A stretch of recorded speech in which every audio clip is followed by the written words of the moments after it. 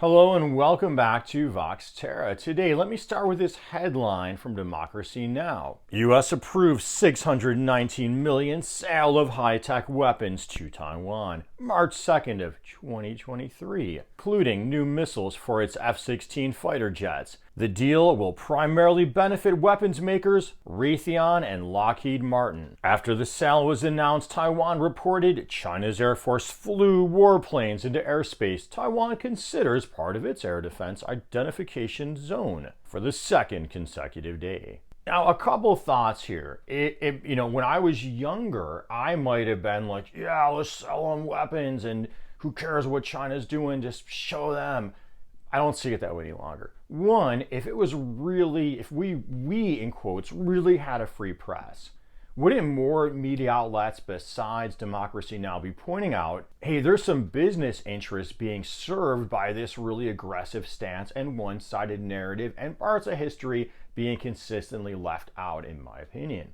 Second, I've come to believe pretty firmly now that focus on foreign adversaries, whether they're real or a heavy focus, rather than real or created, and sometimes all this beating your war drum creates a foreign adversary, serves to, one, distract from change at home, and two, provides cover for certain vested, powerful industries or business interests within our society and benefits them. Lastly, it drums up, in the case of China, Asia, the Middle East at least, prejudice against people who look Asian or looks, neither white nor black. And I say look that way because really remember, we're all only a couple features off from being considered in a different racial group. Where are those lines really drawn? So, as I've shared with you in other shows, your starting point should always be that military-industrial complex that President Eisenhower warned us about. That combination of private profit and that revolving door between government and industry, the defense industry.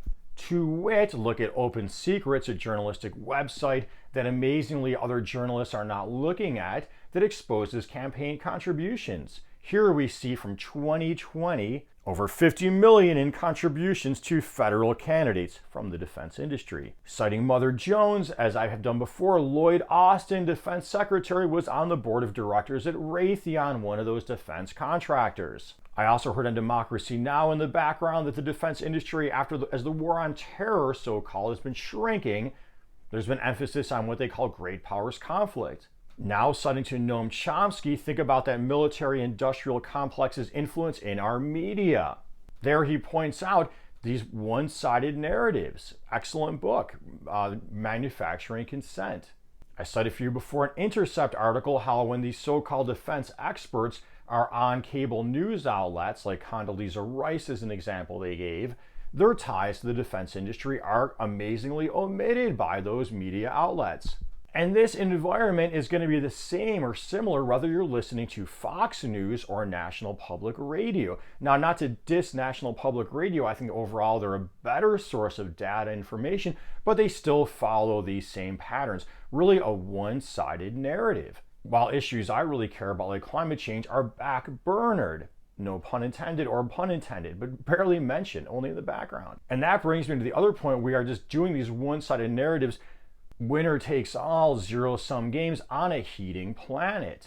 So one-sided narrative, one, failure to flip arguments around in your head, or in the media's head, is just think about this. We often hear one of the talking points against China repeated over and over again is they don't play by the international rules. But it was our president, I didn't vote for him, George W. Bush, who made the comment, we don't need a permission slip from the United Nations, before he launched off the invasion of Iraq. Look at the missile gap between the US and China. US 5,428 nuclear warheads to China's 350. US military bases in at least 80 countries, with China almost surrounded by hostile alliances. Not just that, but just listening to the news, it seems like we or our State Department are going around pressuring all other countries from not doing business deals with China. Well, what if they were going around doing that? What if we were surrounded by a whole bunch of military bases? What if we were outgunned by this level of nuclear warhead difference? What would our media be saying about the threat?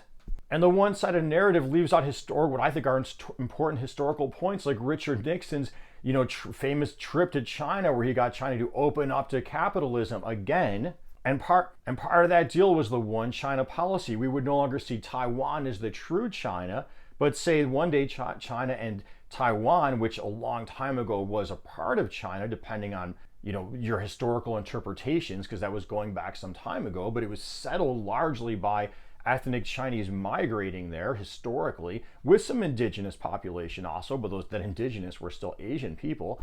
But Nixon brokered this one China policy deal, and for years and years, our media and pundits kind of went on quietly with, hey, someday you guys are going to reunite. And now all of a sudden, now that there's a chip shortage and Taiwan Semiconductor is the biggest world's manufacturer of chips, we are no longer happy with this one China policy. Or at least that's one way you could look at it. But you can say, hey, you know what, Vox Terra, you got that wrong, blah, blah, blah. But you know what? I would say to the person debating with me is, why is it that, again, and none of the media is looking at this from different angles? It's all a one-sided narrative. And interestingly, too, I think one of the opening salvos in these bad relations was when China started refusing to take our, quote, recycling, which turned out it was largely just a lot of crud thrown in and mixed in, how great, just ship it all, burn a bunch of fossil fuels over to China, really undermining the whole idea of recycling in the first place. And that was one of their first insults, or one of the things mentioned a lot in the media, they're refusing to take the recycling. And just imagine where this is all going to lead. If we keep up with this aggressive stance, encouraging people in Taiwan to stand, and maybe Taiwan can be the next Ukraine at some point, encouraging people in Hong Kong to stand, maybe the Uyghurs out in that part of China, maybe start encouraging Tibet again, and we break apart the country, the Communist Party, which is ruling, falls down. Well, what's realistically gonna happen? Look at how regime change played out in Iraq, in Libya, it's bloody stalemate in Syria. It's never worked out for our best, and it hasn't worked out for their best.